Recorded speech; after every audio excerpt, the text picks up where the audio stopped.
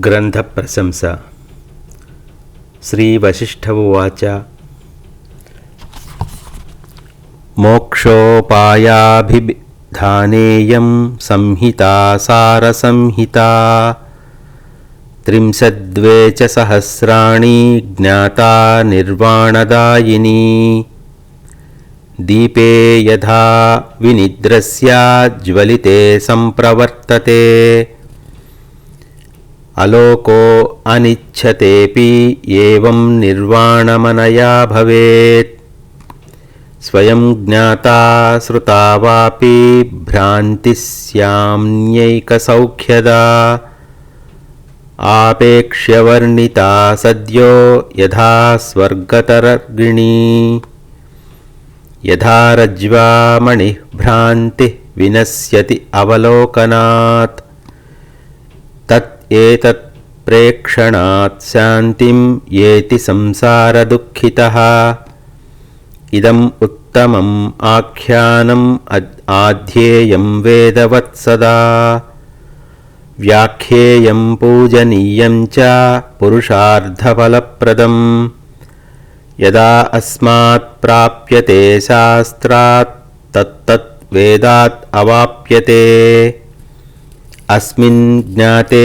క్రియాజ్ఞానం ద్వయం యాతి పవిత్రితాం వేదాంతతర్కసిద్ధాంతస్తు అస్మిన్ జ్ఞాతే చ బుధ్యతే ఇదముత్తమమాఖ్యానం వ్యాఖ్యాతం శాస్త్రదృష్టిషు కారుణ్యాద్భవతామేతదహం వచ్మి మాయయా భవంతస్వవగచ్చంతి మాయామేతద్విచార్యతాం అస్మాత్ శాస్త్రవరాత్ బోధా జాయంతే యే విచారితాత్ లవణైర్వ్యంజనానీవ కాంతిశాస్త్రాంతరాణి తైః అనార్యమిదమాఖ్యానం ఇతి అత్యనాధృత్యధృస్యధీః మా భవంత్యాత్మహంతారో భవంతో భవభాగినః మోక్షాభ్యుపాయాన్ సుమహానుభావాన్ జ్ఞాస్యంతి యే తత్పవిదాం వరిష్టాః పునః న మేష్యంతి న సంసృతింతే కోర్ధస్సుతాన్యేన బహూదితేన. శ్రీ వశిష్ఠ మహర్షి: ఓ సర్వజనులారా, యోగవాసిష్టము అనబడే ఈ మోక్షశాస్త్రాన్ని 32,000 శ్లోకములతో మీ అందరి ముందు ఉంచుచున్నాను. ఇది సారవంతమైన అర్ధప్రధాత నిర్వాణప్రధాత కూడా. ఒకానొకడు గాఢ నిద్రాపరవశుడై దీర్ఘకాలంగా ఉండి అప్పుడే నిదురలేచి కనులు తెరిచాడనుకోండి. ఆ గదిలో దీపం వెలుగుతూ ఉంటే ఆ దీపప్రకాశంలో అతడు ప్రత్యేకమైన ఇచ్ఛ కలిగి ఉండకపోయినా అక్కడ ఉన్న వస్తువులను చూస్తాడు కదా. ఈ గ్రంథములోని విచారణను తెలుసుకొనుటకు ప్రయత్నించినంత మాత్రం చేత ఇచ్ఛ కలిగి ఉండకపోయినప్పటికీ నిర్వాణమగు మోక్షమును పొందగలడు. దీనిని మీరు స్వయంగా పరిశీలిస్తే చక్కగా గ్రహించగలరు. లేదా ఇతరులు వ్యాఖ్యానిస్తున్నప్పుడు వినటం జరిగినా కూడా మంచిదే. గంగాజలం సర్వపాపములను హరించి వేస్తుంది కదా.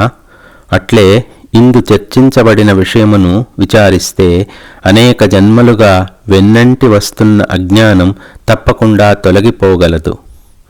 ఒకడు చీకట్లో త్రాడును చూచి అమ్మబాబోయ్ ఇది పాము అని భ్రమిస్తూ సర్వవికారములు పొందుచున్నాడనుకొందాం. ఆ భ్రమ తొలగిపోయేదెట్లా? అరే ఇది పాము కాదే, తాడు మాత్రమే కదా అని గ్రహించుట చేతనే కదా. ఈ గ్రంథమును అవలోకించినంత మాత్రం చేత ఈ దృశ్యము పట్ల, శరీరాదుల పట్ల కలుగుచున్నట్టి అనేక భ్రమలు సమూలంగా తొలగిపోతాయి. సంసార దుఃఖమంతా శమించిపోతుంది. మీరంతా పరమపురుషార్థమైనట్టి మోక్షము అంటే ఏమిటో గ్రహిస్తారు. ఈ ఉత్తమ గ్రంథము వేదము వలె నిత్యము పఠింపబడుగాక. పూజింపబడుగాక, వ్యాఖ్యానించబడుగాక. వేదములందు వేద మహావాక్యములందు ప్రసరించియున్నట్టి జ్ఞానమే ఇందు ప్రసరించి ఉన్నది. ఇందలి విచారణ సారానికి వేదములే ప్రమాణం. ఇందలి విషయము తెలుసుకొనుటచే జీవుని కర్మజ్ఞానములు రెండూ కూడా పవిత్రవంతములవుతాయి. అనేక మంది తత్వజ్ఞానుల వేదాంత తర్క సిద్ధాంతములన్నీ కారణ సహితంగా ఇందు పరిశీలించబడ్డాయి. శాస్త్రదృష్టిగల మహనీయులు దీనిని ఉత్తమ వేదాంత శాస్త్రముగా నిశ్చయించారు. ఓ ప్రియజనులారా, మీపై మాకు గల అవ్యాజమైన ప్రేమచేతనే ఇదంతా చెప్పుచున్నాను. అంతేగాని మాయకు లోబడియో ఒకరి అభిప్రాయమును ఖండించుటకో మేము చెప్పుచుండుటలేదు. ఈ శాస్త్రము విచారించుటచే పరమోత్కృష్టమైన జ్ఞానము లభించగలదు. తద్వారా ఈ జగత్తు మాయా అని తెలిసిపోతుంది. ఇది విచారించుటచే ఇతర ఆధ్యాత్మ శాస్త్ర గ్రంథాలు మరింత మధురంగా సుస్పష్టంగా గ్రహించబడతాయి. నాయనలారా, ఈ అఖండ రామాయణమును కావ్యము వలె లేదని, కథాగమనం తక్కువగా చర్చ ఎక్కువగా ఉన్నదని నిరాకరించకండి. స్వస్వరూపమగు ఆత్మ విషయమై ఏర్పడినట్టి దట్టమైన అజ్ఞానం తొలగాలంటే ఓర్పు నేర్పులతో కూడిన విస్తారమైన ప్రయత్నం అవసరమేనని మా అభిప్రాయం. అనేక రీతులైన ప్రవచనములు అవసరమే సుమా.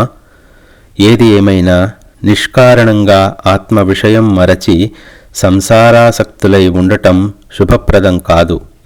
ధ్యానాదుల దృష్ట్యా స్వల్ప ప్రయత్నమే చేసియున్నవారు కూడా మోక్షోపాయమైనట్టి ఈ గ్రంథం పఠిస్తూ ఉంటే క్రమంగా అమోఘమైన ప్రయోజనం పొందుచున్నారు. తత్వవిధులకు సద్గురువులు చెప్పుచుండగా శ్రవణం చేశారా? ఇంకా ఎంతో మంచిది. అట్టివారు తత్వజ్ఞులలో ఉత్తమోత్తములై పునఃసంసారమున పడబోరు.